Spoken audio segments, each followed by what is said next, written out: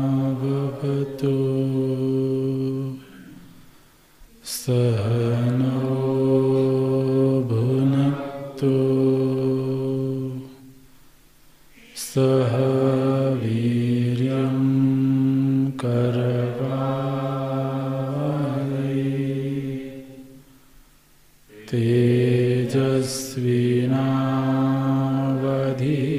तेजस्विनावधीतमस्तु मा विद्विषावहै।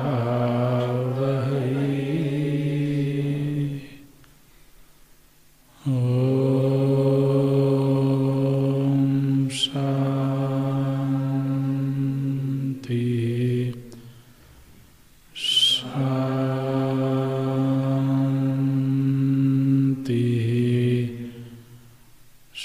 शान्ति।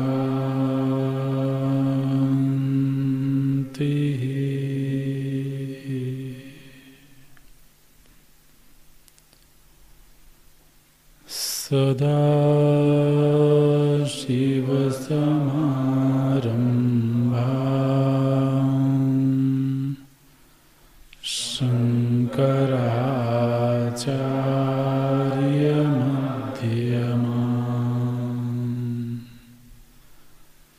अस्मदाचार्यपर्यन्ताम्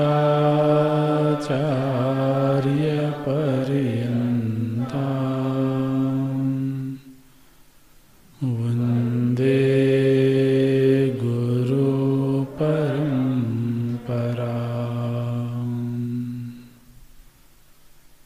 शङ्करं शङ्कराचार्यं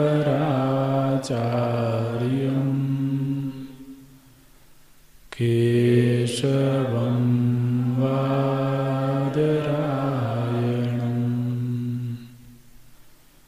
सूत्रभाष्यकृतो वन्दे भगवन्तो पुनः पुनः भगवन्तो पुनः पुनः।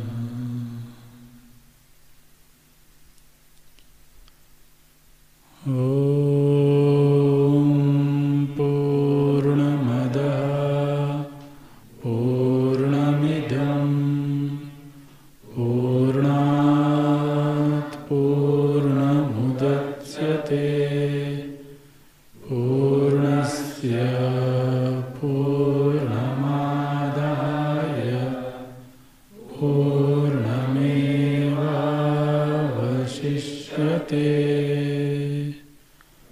ॐ शान्तिः शान्तिः शान्तिः।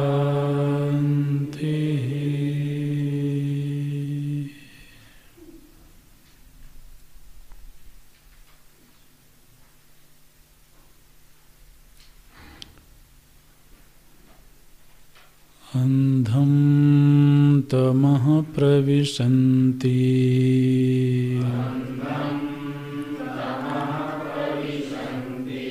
ये विद्यामुपासते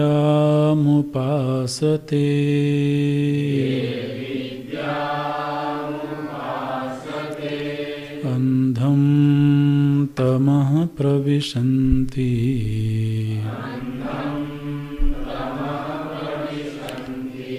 ये विद्यामुपासते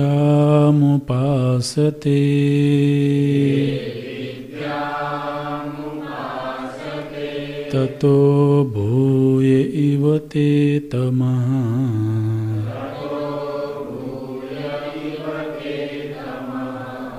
यौ विद्यायागं रताः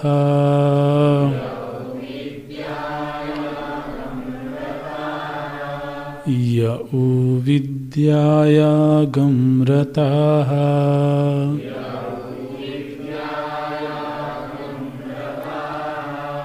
अन्यदेवाहुर्विद्यया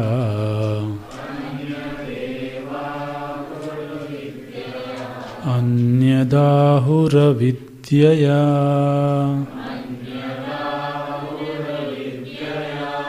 अन्यदेवाहुर्विद्यया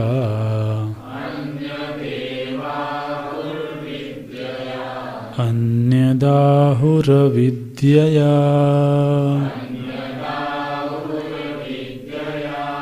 इति शुश्रुमधीराणाम्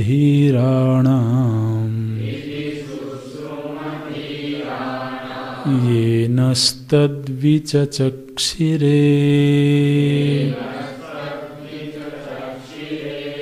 इति शुश्रुमधीराणाम्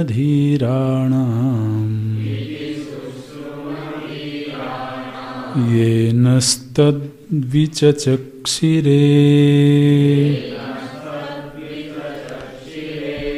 विद्यां चाविद्यां च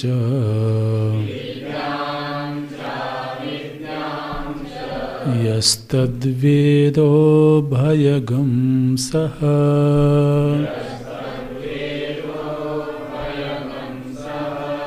विद्यां चाविद्यां च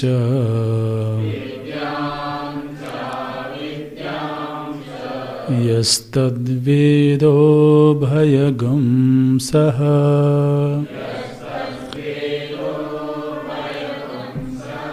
अविद्यया मृत्युं तीर्त्वा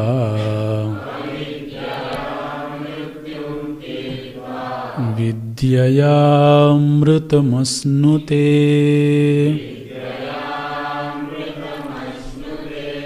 अविद्यया मृत्युं तीर्त्वा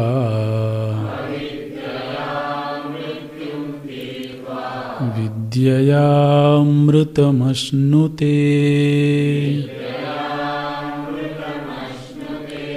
विद्ययामृतमश्नुते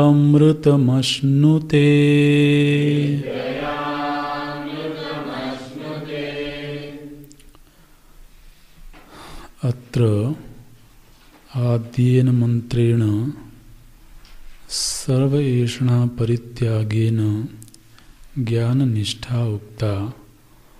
प्रथमो वेदार्थः ईशावास्यमिदं सर्वं मा गृधा कस्य स्विद्धनम् इति। अज्ञानां जिजीविषूणां ज्ञाननिष्ठा असंभवे कुर्वन्नेवेह कर्माणि जिजीविषेत् इति कर्मनिष्ठा उक्ता। द्वितीयो वेदार्थः अनयोश्च निष्ठयोः विभाग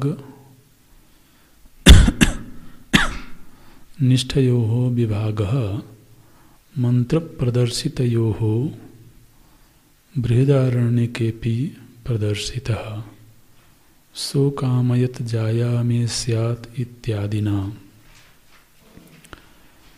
अज्ञस्य कामिनः कर्माणि इति मन एव अस्य आत्मा वाग्जाया इत्यादि वचनात् अज्ञत्वं कामित्वं च कर्मनिष्ठस्य निश्चितम् अवगम्यते।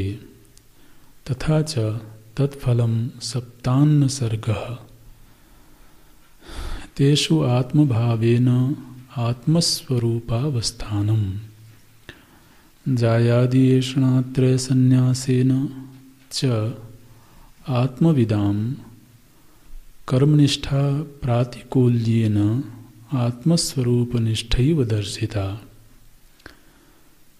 किं प्रजया करिष्यामो येषां नोऽयमात्मायं लोकः इत्यादिना। ये तु ज्ञाननिष्ठाः सन्न्यासिनः तेभ्यः असुर्यानां ते इत्यादिना अविद्वन्निंदा द्वारेण आत्मनः याथात्म्यं सपर्यगात् इति एतत् अन्तैः मंत्रैः उपदिष्टम्। ते हि अत्राधिकृता न कामिनः इति। तथा च श्वेताश्वतराणां मंत्रोपनिषदि अत्याश्रमिभ्यः परमं पवित्रं प्रोवाच सम्यक् ऋषिसंगजुष्टम् इत्यादि विभज्योक्तम्। ये तु कर्मिणः कर्मनिष्ठाः कर्म कुर्वन्तः एव जिजीविषवः तेभ्यः इदम् उच्यते अंधं तमः इत्यादि। कथं पुनः एवम् अवगम्यते न तु सर्वेषाम् इति उच्यते। अकामिनः साध्यसाधनभेदोपमर्देन यस्मिन् सर्वाणि भूतानि आत्मैव भूद्विजानतः तत्र को मोहः कः शोकः एकत्वमनुपश्यतः इति यदात्मैकत्वविज्ञानं तन्न केनचित् कर्मणा ज्ञानान्तरेण वा हि अमूढः समुच्चिचीषति। इह तु समुच्चिचीषया अविद्वत् आदि निंदा क्रियते। तत्र च यस्य येन समुच्चयः संभवति न्यायतः शास्त्रतो वा तद् इह उच्यते। यद्दैवं वित्तं देवता विषयं ज्ञानं तत् कर्मसंबन्धित्वेन उपन्यस्तं न परमात्मज्ञानम्। विद्या देवलोकः इति पृथक् फलश्रवणात् तयोः ज्ञानकर्मणोः इह एकैकानुष्ठाननिन्दा समुच्चिचीषया न निन्दापरैः एव एकैकस्य पृथक् फलश्रवणात्। विद्यया तदारोहन्ति विद्यया देवलोकः न तत्र दक्षिणायन्ति कर्मणा पितृलोकः इति। न हि शास्त्रविहितं किंचित् अकर्तव्यताम् इयात्। न हि शास्त्रविहितं किंचित् अकर्तव्यताम् इयात्। ओम।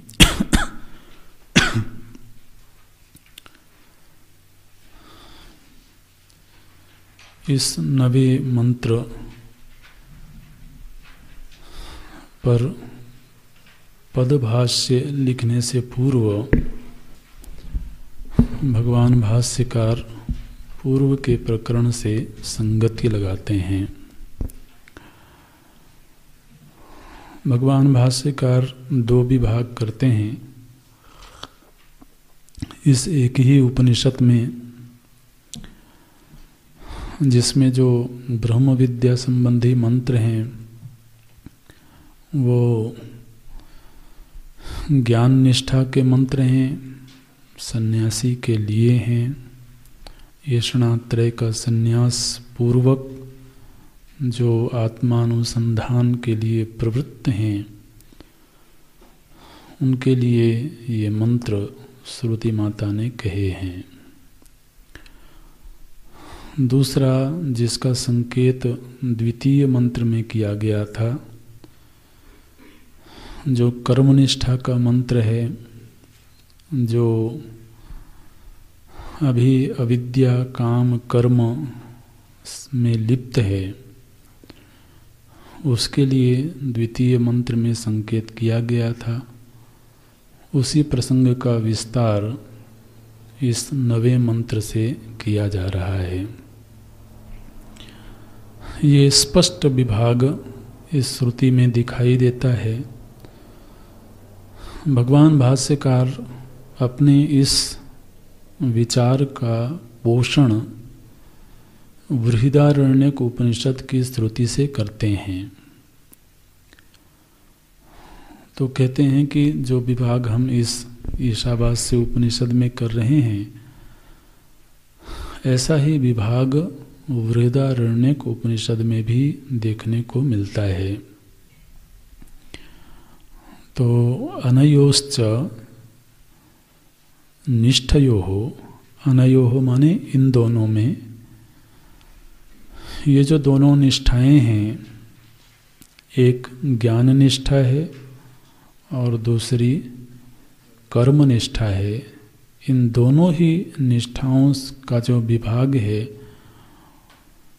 वो प्रदर्शितयोः बृहदारण्यकेपि, बृहदारण्यक में भी, बृहदारण्यक उपनिषद में भी ऐसा प्रदर्शित किया गया है।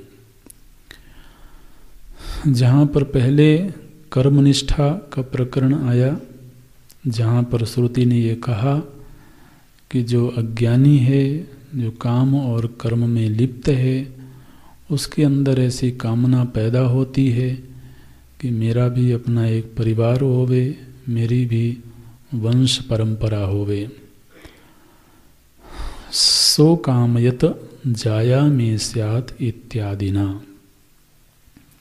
तो उसकी कामना है, वो निष्काम नहीं है, और कामना अज्ञान पूर्वक होती है, इसलिए वहाँ अज्ञान भी है, कामना भी है, और कामना की पूर्ति के लिए कर्म का संपादन भी होगा। इसलिए तो वह अभी ज्ञान निष्ठा का अधिकारी नहीं है, उसके अंदर इस तरह की कामना होती है। और जब इस तरह की कामना होती है तो उसके लिए श्रुति ने कहा कि तुम्हें अपने वाणी को पत्नी के रूप में स्वीकार करना चाहिए, अर्थात वाणी का परिमार्जन करना चाहिए, वाणी को सुसंस्कृत बनाना चाहिए, क्योंकि वाणी ही व्यावहारिक जीवन का पोषण करती है, और वाणी यदि दोषयुक्त होवे तो वही व्यावहारिक जीवन में दोष पैदा करती है। इसलिए मन एव अस्य आत्मा वाक् जाया इत्यादि वचनात्। तो ये स्वयं बृहदारण्यक उपनिषद की श्रुति ने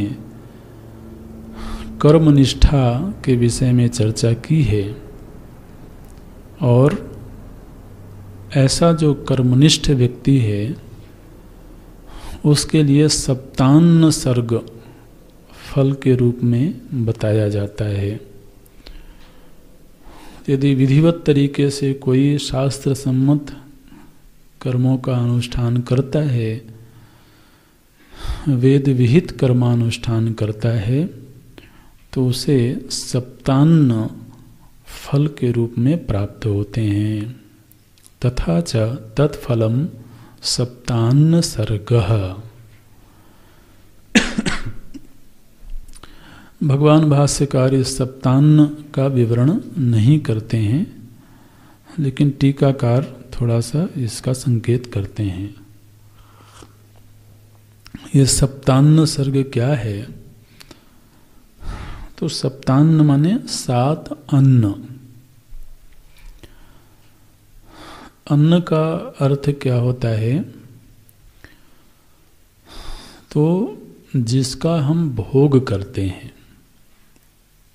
उसको अन्न बोलते हैं। अद्यते इति।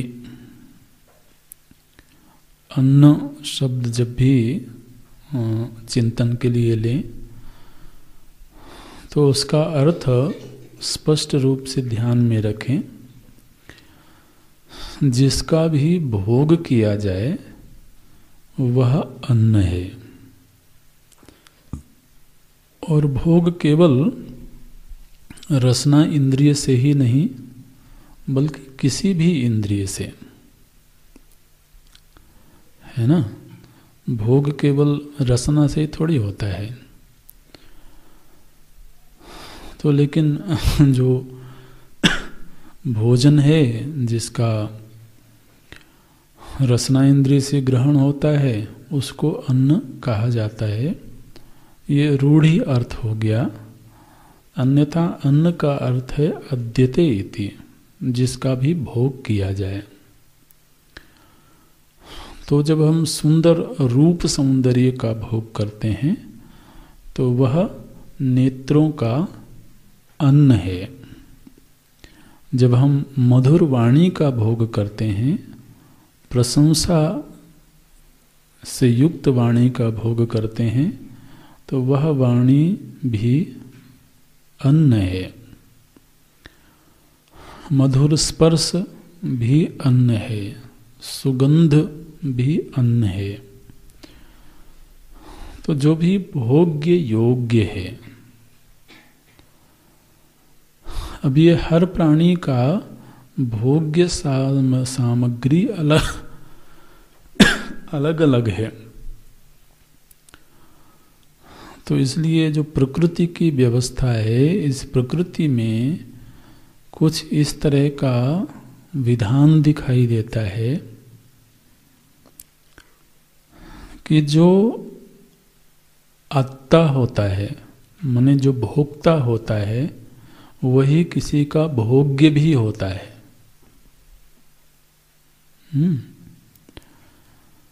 तो सभी एक दूसरे के अन्न हैं और एक दूसरे के भोक्ता हैं,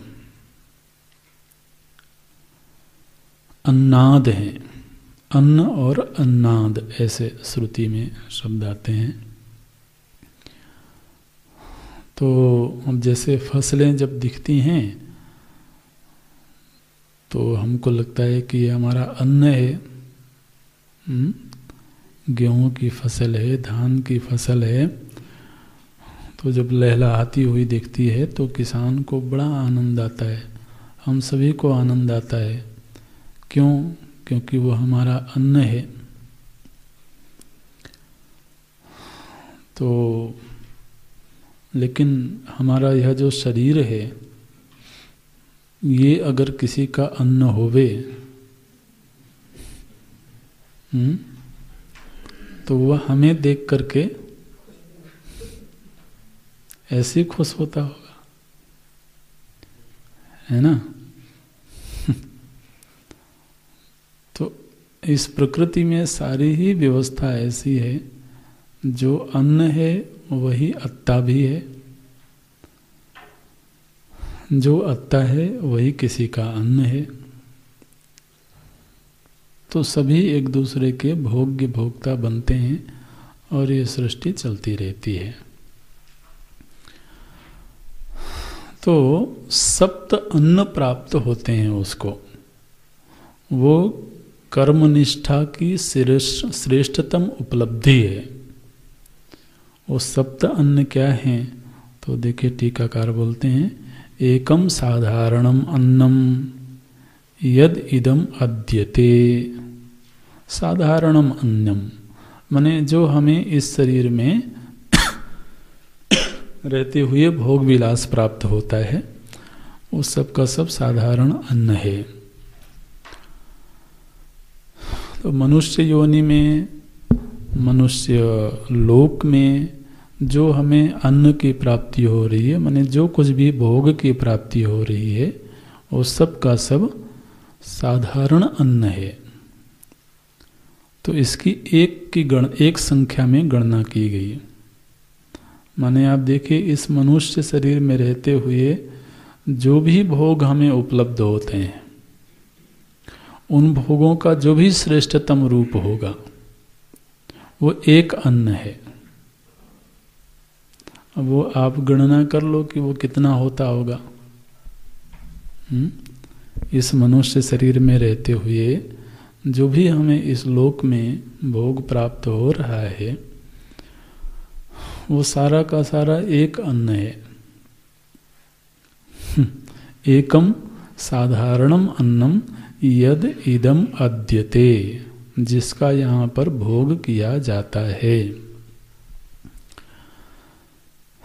फिर दो अन्न हैं जो देवानां द्वे देवानां हुत प्रहुते, तो जब कोई देवोपासना करता है माने यज्ञ यागादि करता है, तो यज्ञ करने पर उसको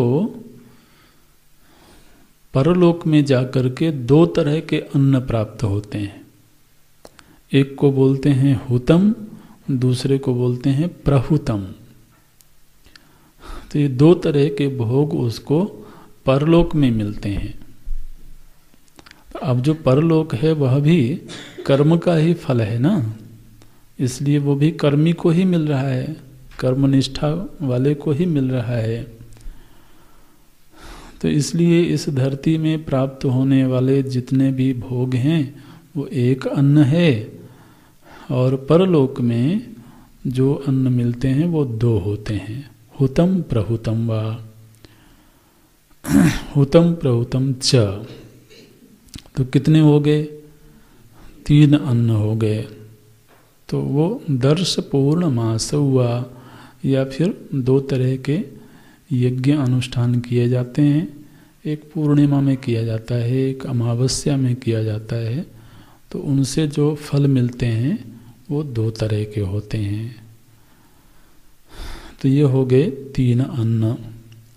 फिर त्रीणि अस्य भोग साधनानि, ये बड़ा सुंदर है। बोले कि 3 जो कर्म के फल रूप अन्न हैं वो क्या हैं? बोले वो भोग साधन हैं। जो भोग साधन हैं वो भी फल रूप हैं। वो भोग साधन क्या हैं? बोले मन वाक प्राण लक्षणानि। तो देखिए हमें जो मन प्राप्त हुआ है वो मन भी कैसे प्राप्त हुआ? वो भी कर्म का ही फल है ना, सत्कर्म जन्यम। ये तो प्रथम ग्रंथ में पढ़ा है हम लोगों ने। मन की उत्पत्ति कैसे हुई है? कर्म से हुई है। तो ये मन भी कर्म का फल है।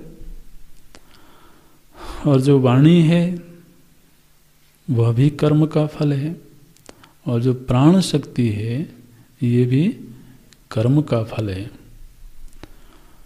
तो श्रुतियों ने कहा कि ये तीनों भी अन्न हैं। माने देखिए संकेत क्या है कि हमारे पास जो भोग साधन हैं ये भोग साधन भी फल रूप हैं। और ये भोग साधन जितने स्वस्थ होंगे भोग उतना स्वस्थ होगा। तो एक सुंदर मन अगर किसी के पास में है तो वह सुंदर मन भी कर्म से प्राप्त होता है।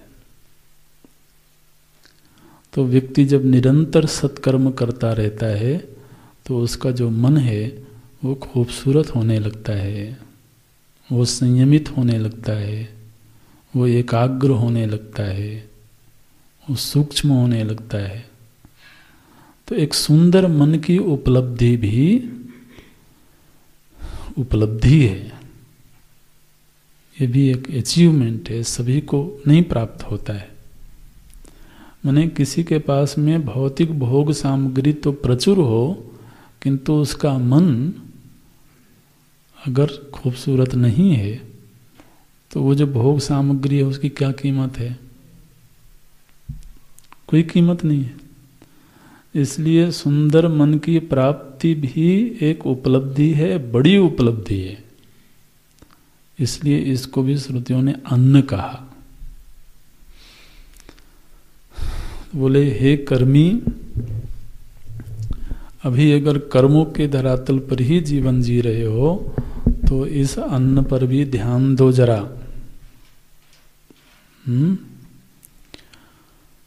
मन के भी उदात्त रूप को प्राप्त करने का प्रयत्न करो। ये बड़ी उपलब्धि है। दूसरा है वाक, वाणी। तो किसी के वाणी में ऐसा प्रभाव हो कि दुनिया की जो भोग सामग्री है वो दौड़ी चली आवे। ऐसा होता है। और किसी के वाणी का ही प्रभाव होता है कि जो प्राप्त है वो भी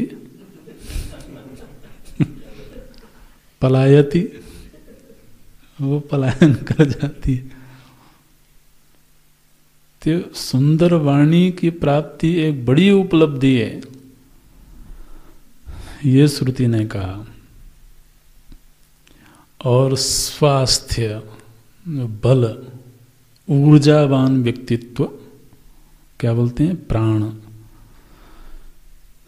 प्राण माने उत्साह से भरा हुआ व्यक्तित्व, ऊर्जा से भरा हुआ जीवन, नीरस जीवन नहीं।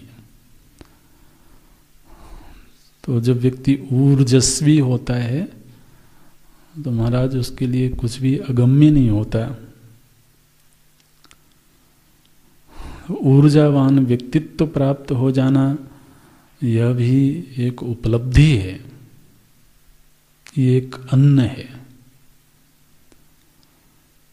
तो कितने अन्न हो गए? माने आप देखिए, भगवान भाष्यकार ने ये कहा कि जो सप्तान्न है, और भगवान भाष्यकार के आगे श्रुति ने कहा कि जो सप्तान्न है यह कर्म की श्रेष्ठतम उपलब्धि है। जो भी कर्म का जीवन जी रहा है उसके धरातल पर ये श्रेष्ठतम उपलब्धियां हैं।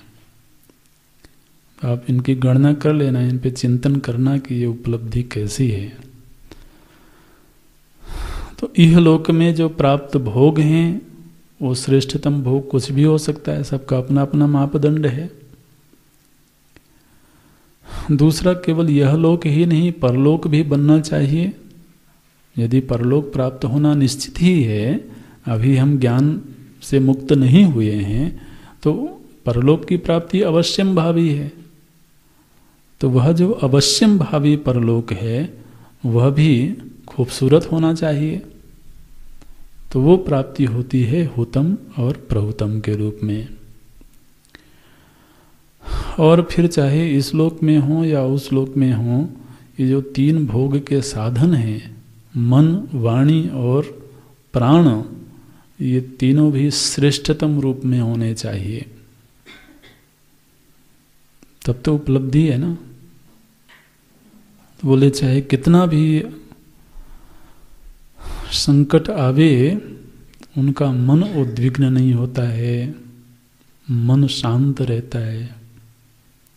तो ये क्या है? एक उपलब्धि है, सभी के साथ नहीं होता। बोले देखिए, इतने बड़े व्यक्ति हैं, कितना भी कोई अपशब्द कह दे, उनकी वाणी कभी भी तो दूषित नहीं होती है। विपरीत परिस्थिति में भी वाणी में सौम्यता होती है, वाणी में माधुर्य होता है। तो ये एक उपलब्धि है। कैसा भी कर्तव्य सामने आ जाए, वो कभी भी निरुत्साहित नहीं होते हैं, उत्साह से भरे होते हैं। ये एक उपलब्धि है। तो ये 6 प्रकार के अन्न हो गए। फिर बोलते हैं पश्वर्थम एकम, और एक अन्न है जो पशु के लिए है। देखिए, पश्वर्थम एकम तत्पयः। पश्वर्थम का अर्थ क्या होता है? तो व्यक्ति के पास कुछ धन ऐसा होना चाहिए जो केवल वर्तमान भोग के लिए ना हो, बल्कि वह भविष्य के धन की वृद्धि के लिए हो, जिसको पूंजी बोलते हैं, है ना। तो आज हमारे पास में प्रचुर धन उपलब्ध है, लेकिन उसको पूरा हमने भोग लिया तो वो एक दिन खत्म हो जाएगा। तो धन का कुछ हिस्सा ऐसा होना चाहिए जो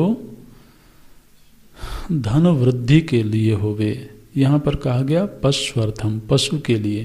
तो पशु के लिए का मतलब ये है कि पुराने समय में पशु को धन के रूप में गिना जाता था, है ना।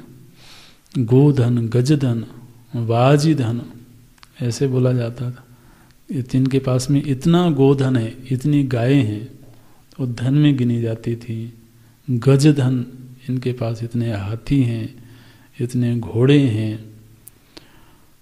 तो पशुओं की संख्या से धन की मात्रा का निर्धारण होता था। तो पशु से अर्थ लेना है धन, तो धन से धन की वृद्धि होती है। तो कुछ ऐसा धन भी होना चाहिए जो भविष्य में भी धन वृद्धि करता रहे, मूल पूंजी के रूप में होवे। तो ये सप्तान्न सर्ग क्या है? बोले तत्फलम। अब भाष्य में पुनः आ जाएं। भाष्य में भगवान भाष्यकार क्या बोल रहे हैं? तत्फलम। तत्फलम, तत्फलम माने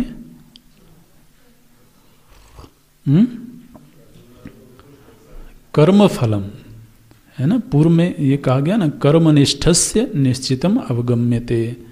कर्मनिष्ठा का निश्चित विधान वेद में किया गया है। उस कर्मनिष्ठा का फल क्या है?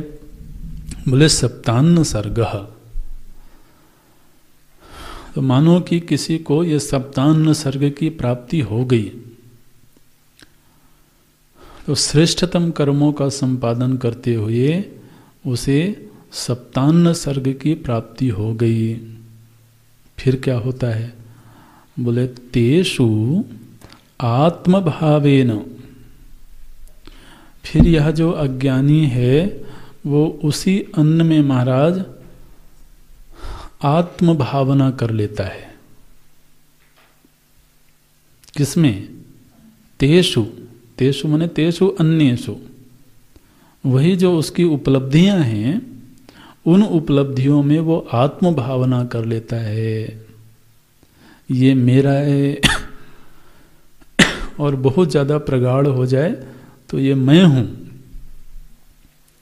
इस रूप में वो आत्मभावना कर लेता है। अब आप देखिए, ये हमारा शरीर क्या है? कर्म का परिणाम है ना, कर्म का फल है। और हमने क्या कर लिया? आत्मभाव। तो शरीर है तो कर्म का फल, तत्फलम।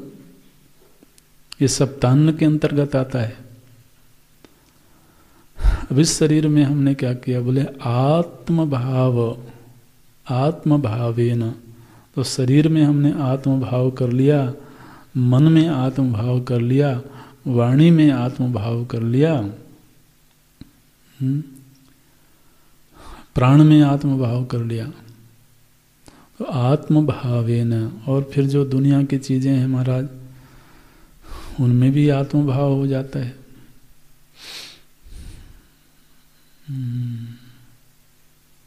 इस शरीर को उत्पन्न करने वाले जो लोग हैं उनमें आत्मभाव हो जाता है। इस शरीर से जो उत्पन्न होते हैं उनमें आत्मभाव हो जाता है। और फिर इस दुनिया में कर्म करते हुए जो उपलब्धियां प्राप्त होती हैं उनमें आत्मभाव हो जाता है। तो आत्मभावेन फिर क्या होता है? बोले इसी आत्मस्वरूप में उसका अवस्थान हो जाता है।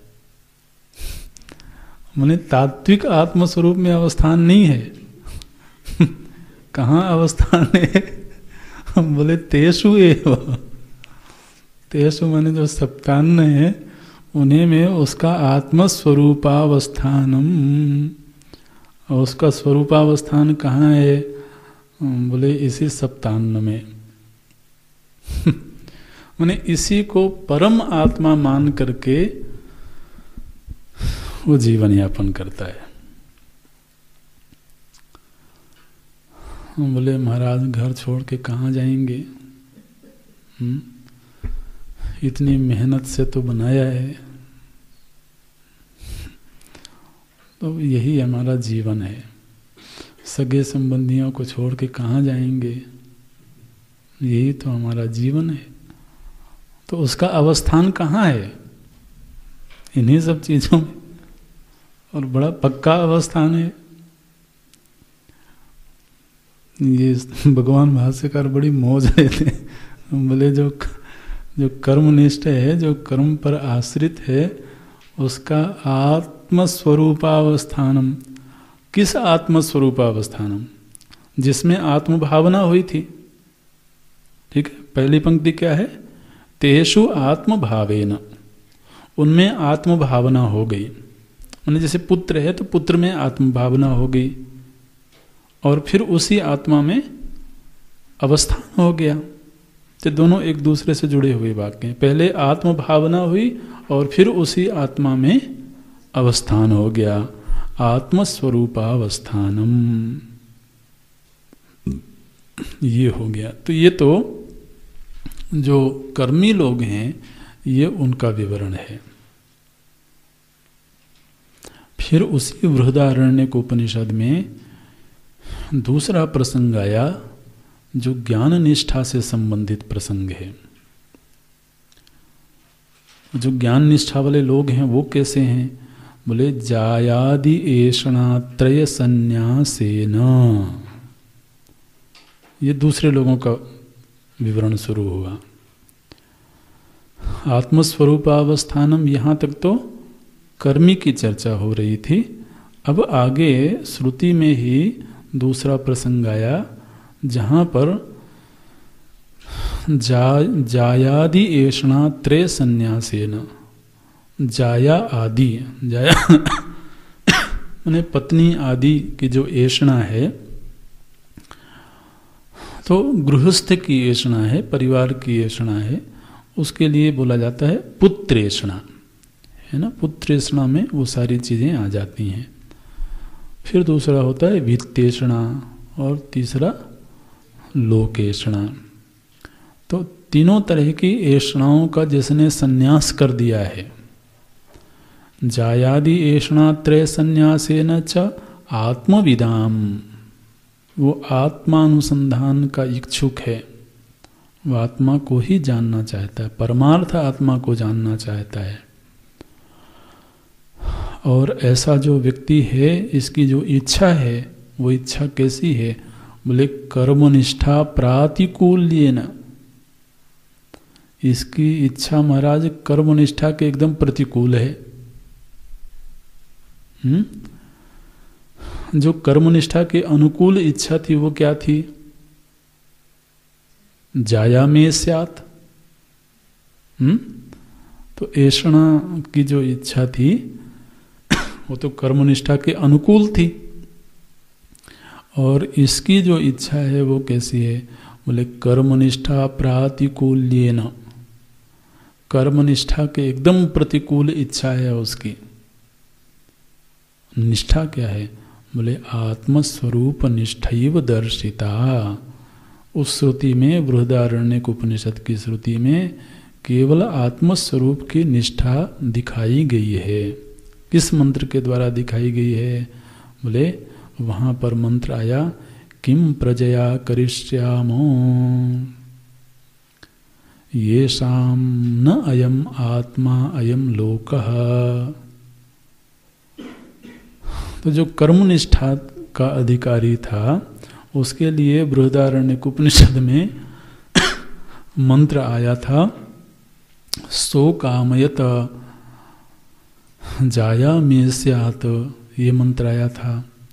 और जो दूसरा है महाराज, जिसको एषणाओं से कोई वास्ता नहीं है, जो आत्मज्ञान चाहता है, वो क्या कहता है? वो कहता है किम प्रजया करिष्यामः, मैं पुत्र उत्पन्न करके क्या करूँगा? किम प्रजया करिष्यामः का अर्थ है, अगर गृहस्थ जीवन की प्राप्ति हो भी गई, पत्नी पुत्र आदि हो भी गए, तो उनसे क्या होगा? ऐसा वो बोलता है। अब देखिए, ये भी एक विचार ही है ना। जो पूर्व का व्यक्ति था, उसका क्या विचार था? हम बोले मुझे गृहस्थ जीवन चाहिए।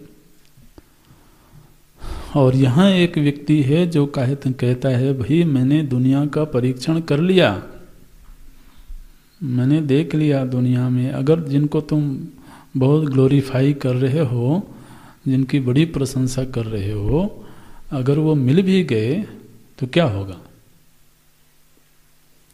बोले क्या होगा, सुखी रहोगे। अच्छा कितने दिन? बोले ये तो कोई वादा नहीं करता कितने दिन। तो कहता है किम प्रजा करिष्याम, मैं प्रजा को प्राप्त करके उन्हें प्रजा उत्पन्न करके मैं क्या करूँगा? क्या प्रजा उत्पत्ति से आत्मोपलब्धि हो सकती है? किम प्रजा करिष्यामः येषाम न अयम आत्मा, जिनको पालेने से यह आत्मोपलब्धि तो होगी नहीं। तो जिनसे आत्म वस्तु की प्राप्ति नहीं हो सकती है, जिनसे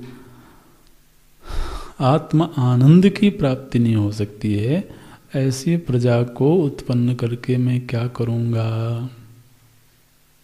तो अब जिसकी ऐसी इच्छा उत्पन्न हो गई, जो ऐसा कहने लगा, अब आप उसको जबरदस्ती कहो कि नहीं चलो जी फैक्ट्री लगाओ, ये चलो धन कमाओ, नौकरी करने चलो। अब वो कुछ चाहता नहीं, कल को कह देगा कि धन से क्या होगा। जैसे कोई उत्साह में कहता है चलो गृहस्थ जीवन में प्रवेश करो, कहता है क्या होगा उससे? आत्मोपलब्धि हो जाएगी क्या? बोले वो तो नहीं होगी। अच्छा तो धन से क्या होगा? वो प्रश्न तो फिर उसके ऐसे ही बनेंगे। तो प्रजा से क्या होगा, धन से क्या होगा? अब इसका कोई बहुत प्रामाणिक उत्तर तो कैसे दिया जाए? वो जो चाहता है वो तो नहीं हो सकता है। अगर वो चाहता है आत्मज्ञान, आत्म आनंद, तो वो इन चीज़ों से नहीं हो सकता।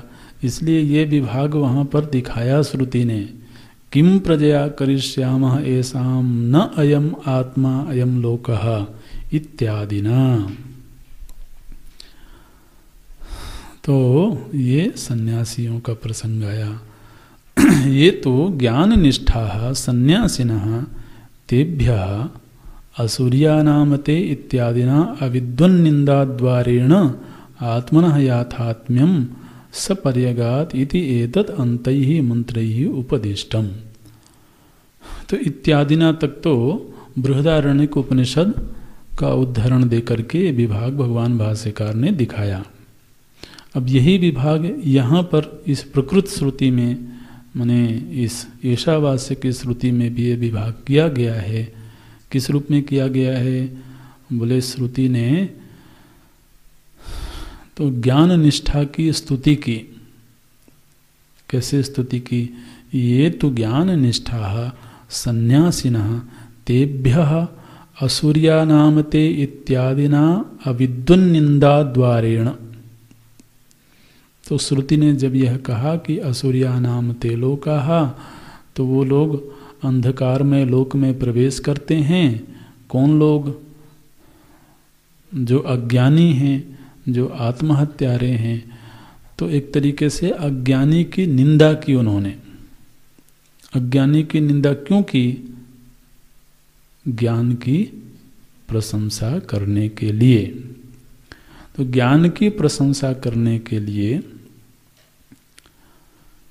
जैसे कि मानो हम कहीं जा रहे हों, तो हमारे सामने दो रास्ते हों,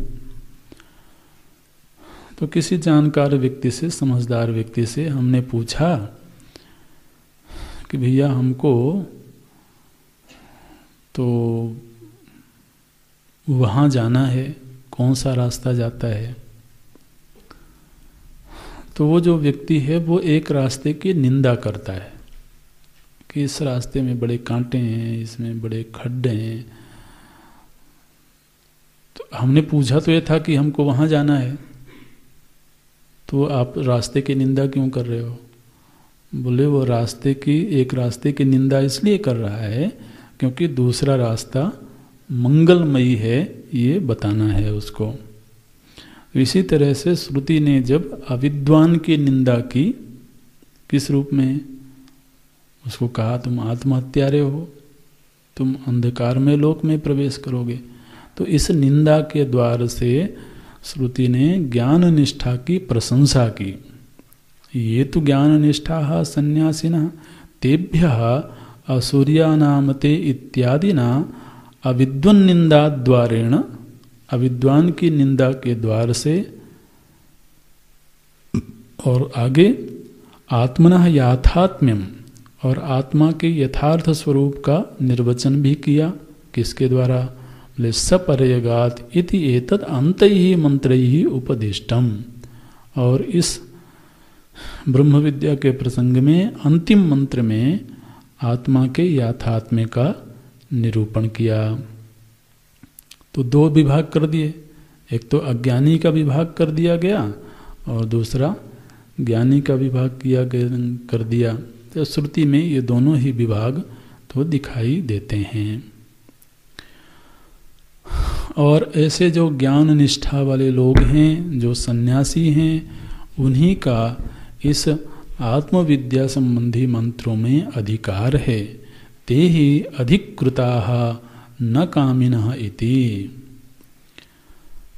तो जो सन्यासी हैं उन्हीं का सपर्यगात आदि मंत्रों में अधिकार है, और जो कामी हैं उनका इन मंत्रों में अधिकार नहीं है। अच्छा, तो देखिए भगवान भाष्यकार इस विभाग को बड़ी प्रामाणिकता के साथ पुष्ट करते हैं। अब प्रसंग चल रहा है ईशावास्य उपनिषद में, लेकिन उदाहरण दिया उन्होंने बृहदारण्यक उपनिषद का, तो वहाँ से उनको बल मिल गया, पोषण हुआ, और इस श्रुति का विभाग कर दिया। फिर एक श्रुति का उदाहरण और देते हैं। तथा च श्वेताश्वतराणाम मंत्रोपनिषदि, और श्वेताश्वतर उपनिषद है एक, तो उस उपनिषद में भी ये बात कही गई है। क्या कहा गया है? बोले अत्याश्रमेभ्यः परमं पवित्रं प्रोवाच सम्यग् ऋषि संगजुष्टम इत्यादि भज्य उक्तम। तो श्वेताश्वतर उपनिषद की श्रुति में भी ये बात कही गई है कि जिन्होंने आश्रमों का अतिक्रमण कर दिया है, आश्रमों का अतिक्रमण कर दिया माने जो संन्यस्त हो चुके हैं, अब उन्होंने ब्रह्मचर्य आश्रम, गृहस्थाश्रम, वानप्रस्थाश्रम का अतिक्रमण कर दिया है, ऐसे जो आश्रमों को अतिक्रमण करने वाले सन्यासी हैं उनको ब्रह्म विद्या का सेवन करना चाहिए। क्यों? क्योंकि ब्रह्म विद्या परम पवित्र है। अत्याश्रमेभ्यः परमं पवित्रम प्रोवाच, किम प्रोवाच? सम्यक ऋषि संगजुष्टम। तो ऋषियों के द्वारा सेवित जो आत्मविद्या है, उसी आत्मविद्या का सेवन सन्यासियों को करना चाहिए। उन्हें पुनः कर्म में लिप्त नहीं होना चाहिए। ऐसा श्वेताश्वतर की उपनिषद में विभाग किया गया है। इत्यादि विभज्य उक्तम। ये तो कर्मिणः कर्मनिष्ठाः, जो कर्मी हैं, जिनकी अभी कर्म में निष्ठा है, वो कर्म कुर्वन्तः एव जिजीविषेत्, उनको कर्म करते हुए ही जीवन जीना चाहिए। ऐसा और विस्तृत विवरण करने के लिए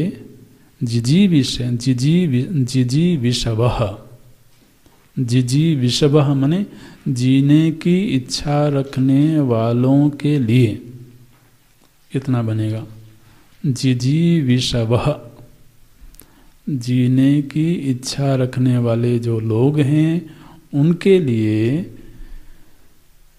तेभ्यः इदम उच्यते, उनके लिए श्रुति यह कह रही हैं। क्या कह रही हैं?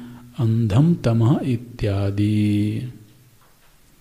अब यहाँ आकर के ये श्रुति के मंत्र को भगवान भाष्यकार ने पकड़ा। तो जो अंधम तमः इत्यादि है, यह किसके लिए है?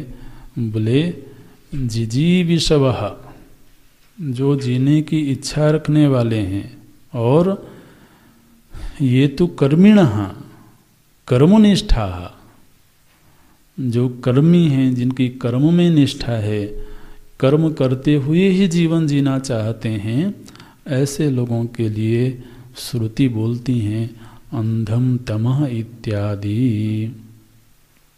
तो ये स्पष्ट विभाग कर दिया गया कि पूर्व के मंत्र जो थे वो ज्ञान निष्ठा के मंत्र हैं और वो सन्यासी के लिए हैं, और आगे जो मंत्र आरंभ हो रहे हैं वो कर्मी के लिए हैं, जो कर्म करते हुए ही जीवन जीना चाहते हैं उनके लिए हैं, अंधम तमः इत्यादि।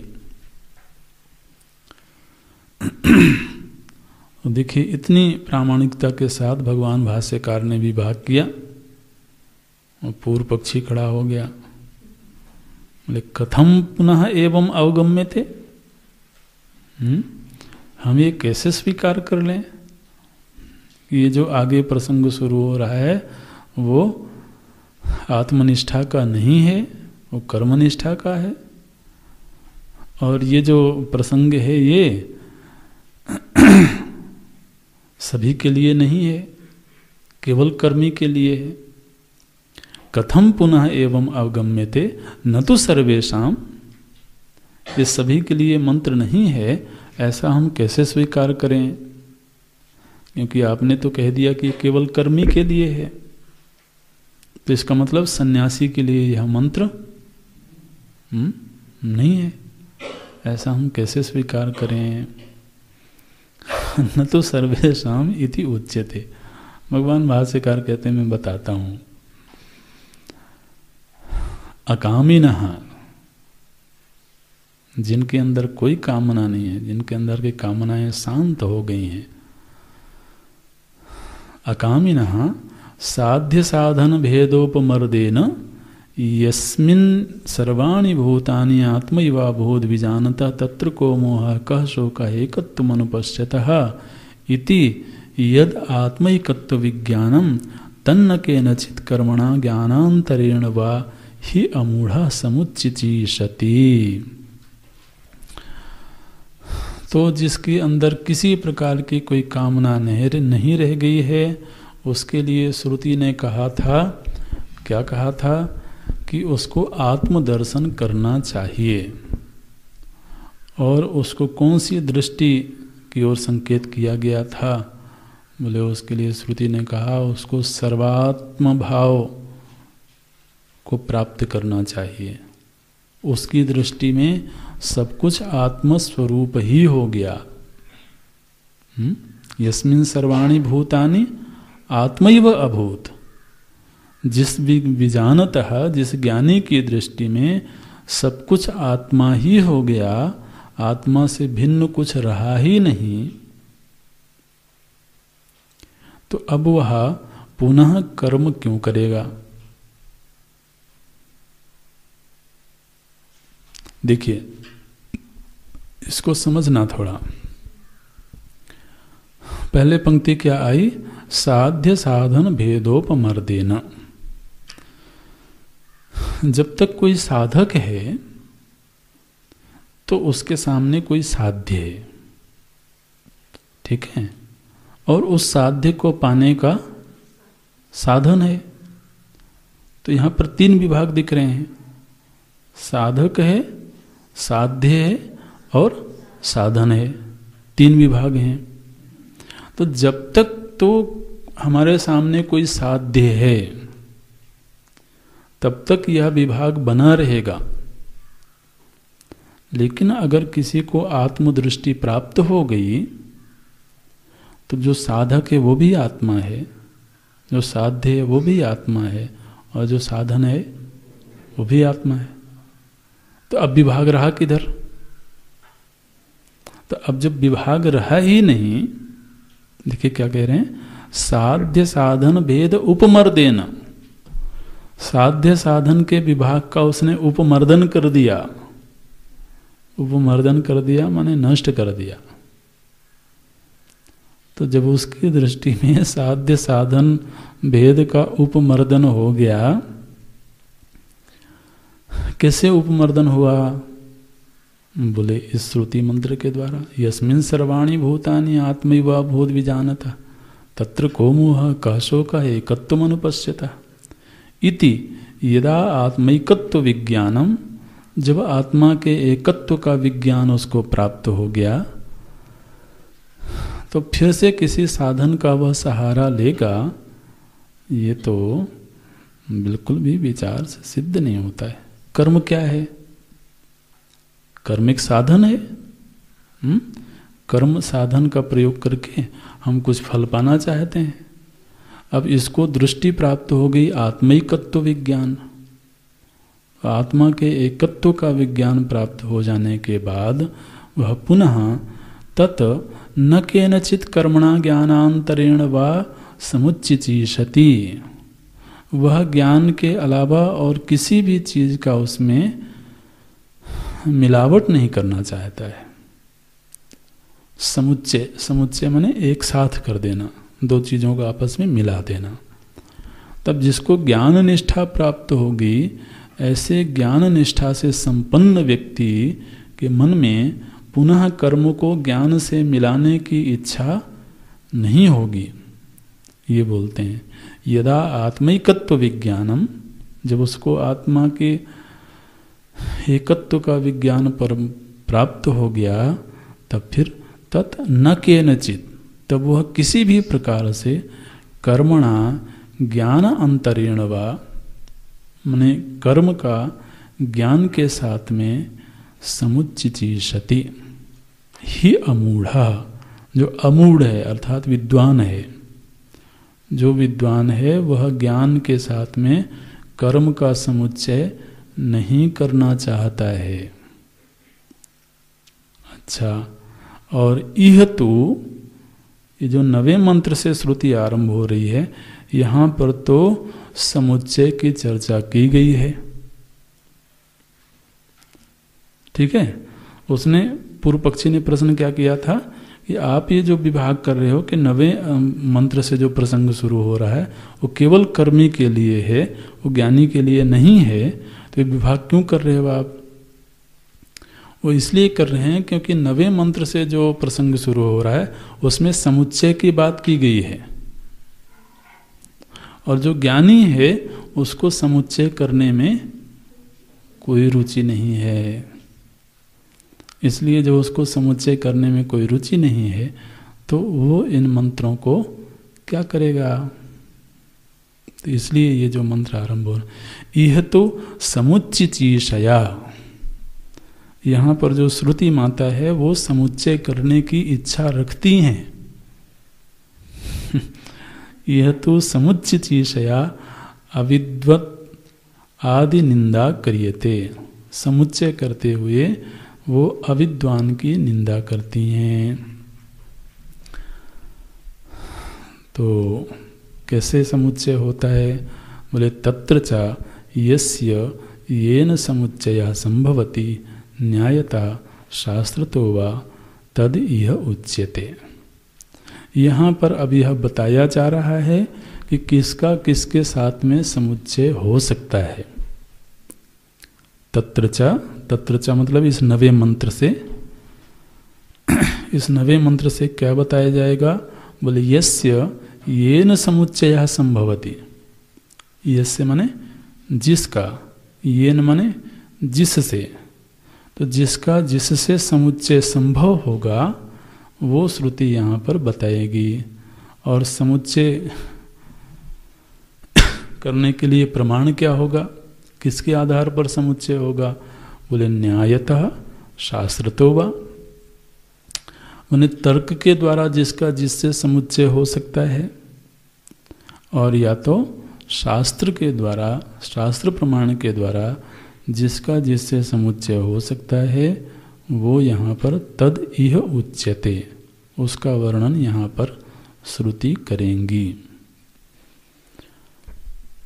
तो मोटे तौर पर ऐसे समझ लें कि पूर्व में जो ज्ञान निष्ठा की बात की गई, उस ज्ञान निष्ठा में ज्ञान के साथ और किसी भी साधन का समुच्चय नहीं हो सकता है।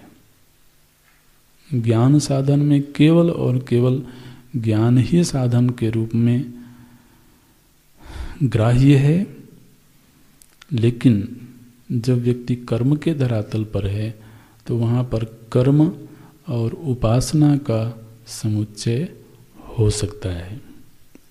तो एक कर्म और उपासना का समुच्चय किस तरह का है, अब वो वर्णन श्रुति करेंगे। ओम